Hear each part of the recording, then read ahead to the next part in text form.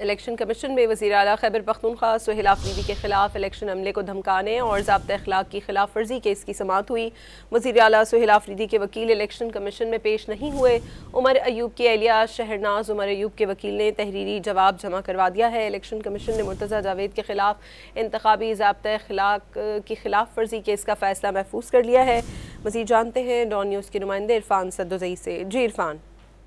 جی، آج کیس کی سماعت چیف الیکشن کمشنر کی سربراہی میں 5 رکنی بینچ نے کی اور الیکشن کمیشن نے سہیل آفریدی کو آج کی سماعت میں حاضری سے استثناء دے رکھا تھا اور سہیل آفریدی کے جو وکیل علی بخاری ہیں ان کے سسر فوت ہو گئے، وہ آج نہیں پیش ہو سکے، ان کی جگہ متبادل پیش ہوئے اور شہر ناز عمر ایوب کے جو وکلا ہیں وہ الیکشن کمیشن میں پیش ہوئے ہیں۔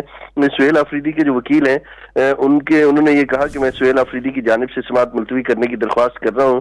یہ ایڈوکیٹ جنرل ان کی جانب سے پیش ہوئے ہیں اور جس پہ جو ممبر کے پی ہیں انہوں نے سوال اٹھایا کہ آپ سرکاری حیثیت میں کیسے ایک شخص کی نجی حیثیت میں نمائندگی کر سکتے ہیں، یہ ایک شخص کا ذاتی کیس ہے، ریاست سے اس کا کوئی تعلق نہیں ہے۔ ایڈوکیٹ جنرل نے اس پہ اپنے دلائل دیتے ہوئے کہا کہ میں صرف علی بخاری کی جانب سے التوا کی درخواست کر رہا ہوں، اور جس پہ چیف الیکشن کمشنر نے کہا کہ ایڈوکیٹ جنرل صاحب آپ کی تو صوبے میں ضرورت ہے، آپ یہاں پہ الیکشن کمیشن میں کیا کر رہے ہیں، جس کے بعد الیکشن کمیشن نے سماعت 16 دسمبر تک ملتوی کر دی۔ جی بہت شکریہ عرفان سدوزئی آپ کا۔